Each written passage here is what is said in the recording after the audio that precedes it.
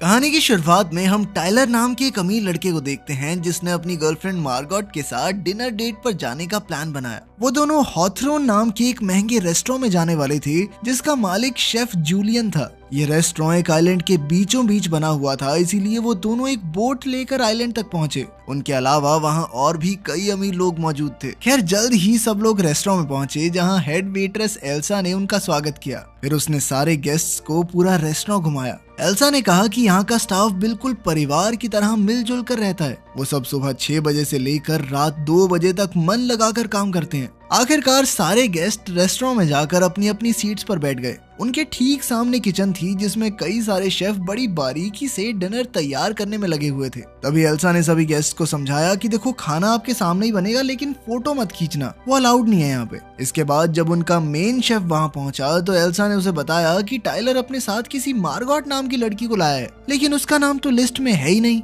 तब ये पता चलता है कि टाइलर ने करीब 1 साल पहले इस रेस्टोरेंट में सीट बुक की थी, पर उस वक्त उसकी गर्लफ्रेंड कोई और थी। इसका मतलब ये था कि मार्गॉट का यहाँ होना नहीं बनता। ये देखकर जूलियन थोड़ा नाखुश तो हुआ, लेकिन उसने इस बात को नजरअंदाज कर दिया। इसके बाद डिनर की शुरुआत हुई जिसमें पहली डिश को सबके सामने पेश किया गया। जैसे ही वो सब खाने लगे तो टाइलर ने चुपके से एक फोटो ले ली। हर कोई खाने की तारीफ कर रहा था, पर मार्गॉट को इतना कोई पसंद नहीं आया। इसके बाद स्टाफ ने दूसरी डिश को पेश किया और शेफ ने खुद बाहर आकर सारे गेस्ट का स्वागत किया। उसने सबसे कहा कि वो खाना सिर्फ स्वाद के लिए नहीं, बल्कि ध्यान से उसकी बारीकियों को देखते हुए मजे लेकर खाएं। फिर उसने सबको अपनी डिश और उसके पीछे की कहानी के बारे में बताया। मार्गॉट को उसकी बातें कुछ खास नहीं लगी, मगर टाइलर की तो आंखें ही भर आई। इसके बाद उसने फिर से शेफ की नजरों से बचकर खाने की एक और तस्वीर ले ली। फिर टाइलर कहने लगा कि भाई मुझे तो जगह बहुत बढ़िया लगी, मगर मार्गॉट ने कहा कि हाँ ठीक है, इतना भी कुछ खास नहीं है। खैर बाद में शेफ ने सबको अगली डिश दी जिसमें सिर्फ अलग अलग तरह की 5 सॉसेस थी,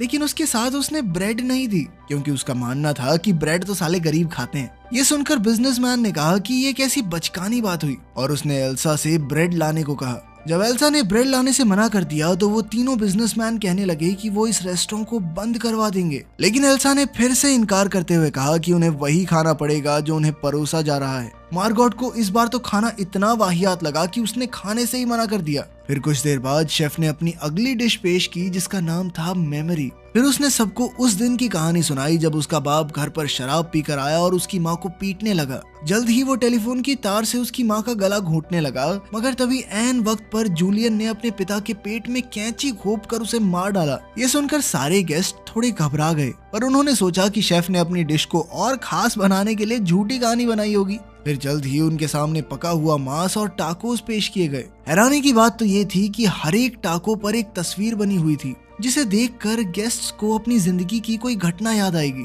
हम देखते हैं कि फूड क्रिटिक के टाको में उन रेस्टोरेंट्स की तस्वीरें थी जिनके रिव्यू उसने लिखे थे। वहीं मूवी एक्टर के टाको में उसकी सबसे घटिया फिल्म की तस्वीर थी। इधर तीनों बिजनेसमैन के टाकोज में उनके गैर कानूनी बैंक अकाउंट्स की डिटेल्स थी। उन्होंने तुरंत एल्सा को बुलाकर पूछा कि आखिर रेस्टोरेंट को इन डिटेल्स के बारे में कैसे पता चला। उन्होंने रेस्टोरेंट को बंद करवाने की धमकी भी दी, मगर एल्सा ने कुछ भी बताने से साफ इनकार कर दिया। उधर एन के टाकोज में रिचर्ड और एक जवान लड़की की तस्वीर थी। उसने रिचर्ड से पूछा कि ये सब क्या है, पर रिचर्ड ने कहा कि उसे इसके बारे में कुछ नहीं पता।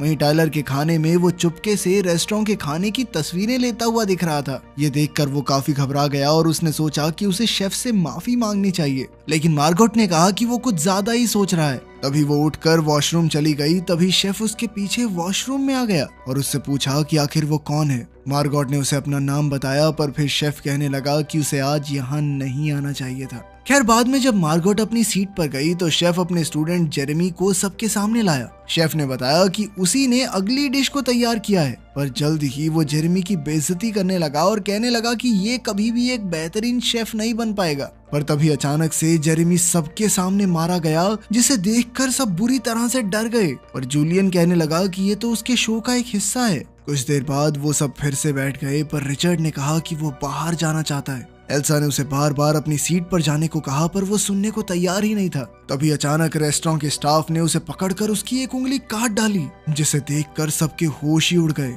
इसके बाद सबको चेतावनी दी गई कि अगर उन्होंने यहाँ से भागने या शेफ के बनाए हुए खाने को खराब करने की कोशिश की तो उन्हें इससे भी ज्यादा भयानक सजा मिलेगी। ये सुनकर बाकी सब बुरी तरह डर गए, पर टाइलर चुपचाप बैठकर अपना खाना खाता रहा। फिर कुछ देर बाद जूलियन ने मार्गोट को किचन में बुलाया और अपनी असलियत बताने को कहा। शेफ ने कहा कि उसने दिन रात मेहनत करके इस डिनर की तैयारी की थी, पर उसकी मौजूदगी से सब कुछ खराब हो रहा है। शेफ ने उसे बताया कि आज यहाँ आए हुए सभी गेस्ट्स की मौत हो जाएगी। फिर उसने मार्गोट को 15 मिनट का टाइम देकर कहा कि तुम चूज कर लो कि मरना है या जिंदा रहना है। ये सुनकर वो बुरी तरह डर गई और रोते हुए अपने टेबल पर लौट आई। फिर अगली डिश से पहले शेफ ने कहा कि अगर किसी के मन में कोई सवाल आ रहा हो तो वो पूछ सकता है। तब एक आदमी ने पूछा कि आखिर वो ये सब क्यों कर रहा है। तब शेफ ने कहा कि वो इस रेस्टोरेंट को चलाते चलाते थक चुका है, उसे खाना बनाने में अब उतना मजा नहीं आता और इसका जिम्मेदार यहाँ मौजूद हर एक गेस्ट है। फिर उसने बताया कि फूड क्रिटिक को यहाँ इसलिए बुलाया गया क्योंकि उसके गंदे रिव्यूज की वजह से कई रेस्टोरेंट्स बंद हो गए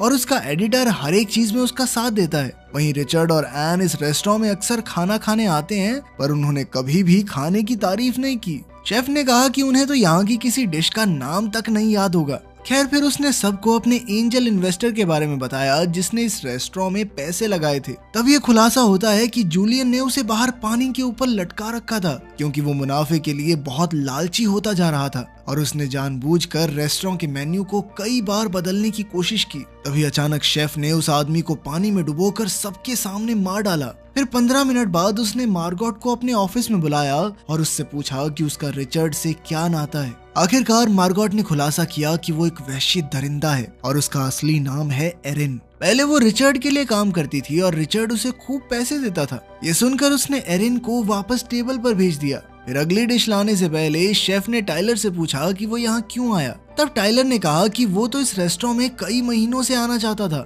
और जैसे ही उसे मौका मिला उसने टिकट बुक कर ली। टाइलर ने कहा कि वो एरिन को साथ इसलिए लाया क्योंकि उसकी गर्लफ्रेंड ने उसे ऐन वक्त पर धोखा दे दिया। ये सुनकर एरिन को गुस्सा आ गया और उसने टाइलर पर हमला बोल दिया, पर स्टाफ ने जैसे तैसे उसे शांत किया। बाद में शेफ ने एरिन को अपने ऑफिस में बुलाकर डेजर्ट तैयार करने में उसकी मदद मांगी। उसने एरिन को स्टोर से एक डिब्बा लाने को कहा और वो चुपचाप चली गई। इधर मूवी स्टार ने कहा कि उसने ऐसा कौन सा गुनाह किया है कि उसे ये सजा दी जा रही है, जिस पर शेफ ने जवाब दिया कि तेरी एक फिल्म बहुत बेकार थी, पूरा मूड खराब हो गया मेरा देख के। उधर एरिन स्टोर जाने की बजाय शेफ के घर में घुस गई जहां एक बंद दरवाजा था। उसने अंदर जाने की कोशिश की, पर तभी एल्सा ने चाकू से उस पर हमला कर दिया और दोनों में हाथापाई शुरू हो गई। अचानक एरिन ने अनजाने में एल्सा को जान से मार डाला। वो काफी घबरा गई, पर फिर वो एल्सा की चाबी लेकर शेफ के कमरे में घुस गई। वहां उसे शेफ की बहुत सारी तस्वीरें और अखबार के आर्टिकल्स दिखाई दिए। हर तस्वीर में वो गुस्से में था, पर उसकी सबसे पुरानी तस्वीर में वो हंस रहा था। ये तब की बात है जब वो एक बर्गर की दुकान में काम करता था। वहाँ उसे एम्प्लॉय ऑफ द मंथ का अवार्ड मिला था, जिसे पाकर वो बेहद खुश था। तभी एरिन को एक रेडियो दिखा और उसने तुरंत कोस्ट गार्ड से संपर्क करके इस रेस्टोरेंट के काले सच के बारे में बता दिया। इसके बाद वो डब्बा लेकर रेस्टोरेंट लौट आई। जल्द ही कोस्ट गार्ड रेस्टोरेंट के बाहर आ पहुंचा तो जूलियन ने सबको धमकी देकर कहा कि कोई भी उसकी शिकायत नहीं करेगा, ठीक है। फिर गार्ड ने अंदर आकर कहा कि उसे यहाँ कई सारे कत्ल होने की खबर मिली है, पर फिर शेफ कहने लगा कि यहाँ तो सब कुछ ठीक है। तब गार्ड ने मूवी स्टार को पहचान लिया और उसका ऑटोग्राफ मांगा और मौका पाते ही स्टार ने अपने ऑटोग्राफ के साथ लिख दिया कि हमारी मदद करो। ये देखते ही गार्ड ने अपनी बंदूक शेफ की ओर तान दी।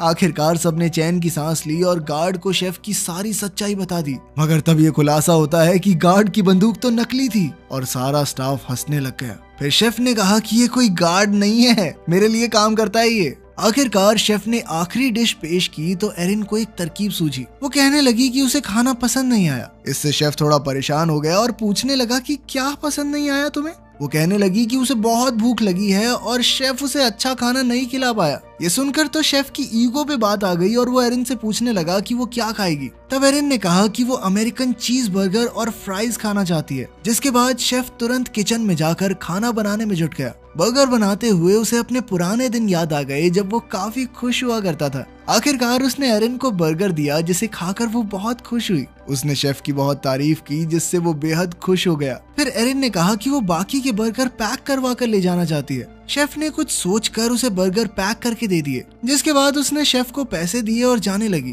तभी उसने सोचा कि क्या उसे बाकियों को मरने के लिए छोड़ देना चाहिए, लेकिन तभी एन ने उसे इशारा किया कि बाहर जाकर अपनी जान बचाओ। एरिन के जाने के बाद शेफ ने उन सब का शुक्रिया अदा किया और कहा कि वो सब उसकी कला और जिंदगी की बर्बादी का कारण है और अब वो सभी उसके आखिरी महान डिनर का हिस्सा बनेंगे। आखिरकार शेफ ने डिश तैयार की और अंत में सबको आग लगा दी, लेकिन इस आग ने उसे भी अपनी चपेट में ले लिया। वहीं एरिन बोट पर आइलैंड से बाहर आ गई और उसने दूर से देखा कि रेस्टोरेंट आग में जल रहा था। तो आपको ये अजीबोगरीब कहानी कैसी लगी कमेंट्स में जरूर बताना, और जाके अब थोड़ी बहुत पढ़ाई कर लो, ठीक है।